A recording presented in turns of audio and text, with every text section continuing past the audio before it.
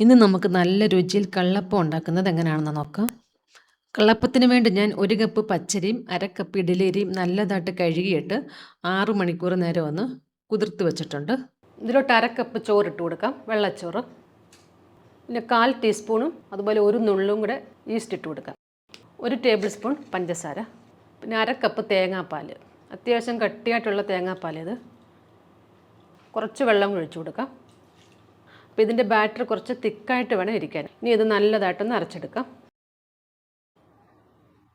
ഇതിലോട്ട് 1/2 ടീസ്പൂൺ ഉപ്പും കൂടി ഇട്ട് കൊടുക്കാം. അപ്പോൾ ഈ ഒരു കട്ടിയിൽ അരയ്ക്കാവും. അപ്പോൾ ഇനി ഇത് അടച്ച് വെക്കാം 7-8 മണിക്കൂർ നേരം. കാലാവസ്ഥ അനുസരിച്ച് ടൈമിലൊക്കെ വ്യത്യാസം വരും. ഇപ്പം മാവൊക്കെ പൊങ്ങി വന്നിട്ടുണ്ട്.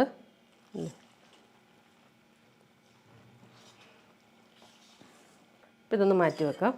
പിന്നെ ഇതിലോട്ട് ചതച്ച് ചേർക്കാൻ വേണ്ടി ഞാൻ 1 കപ്പ് തേങ്ങ എടുത്തിട്ടുണ്ട്. ഇതിലോട്ട് മീഡിയം സൈസിലെ 5 ചുമന്നുള്ളി ഇട്ട് കൊടുക്കാം. അതുപോലെ 1/4 ടീസ്പൂൺ ജീരകം, ചെറിയ ജീരകം. എന്നിട്ട് കുറച്ച് വെള്ളം ഒഴിച്ചിട്ട് ഇതൊന്ന് അരച്ചെടുക്കണം. അരയ്ക്കുമ്പോൾ ഫൈനായിട്ട് അരയ്ക്കേണ്ട, കുറച്ചൊരു തരിയായിട്ട് വേണം അരയ്ക്കാൻ. ഈ ഒരു രീതിയിലൊന്ന് അരച്ചെടുത്തിട്ടുണ്ട്. ഇത് മാവിലോട്ട് ചേർത്ത് കൊടുക്കാം. ഇത് നല്ലതായിട്ടൊന്ന് മിക്സ് ചെയ്യുക. ഇതിപ്പോൾ നല്ലതായിട്ട് മിക്സ് ചെയ്തിട്ടുണ്ട്. ഇനി ഇത് 1/2 മണിക്കൂർ നേരം ഒന്ന് മാറ്റി വെക്കാം. ഇതിപ്പോൾ 1/2 മണിക്കൂറായിട്ടുണ്ട്.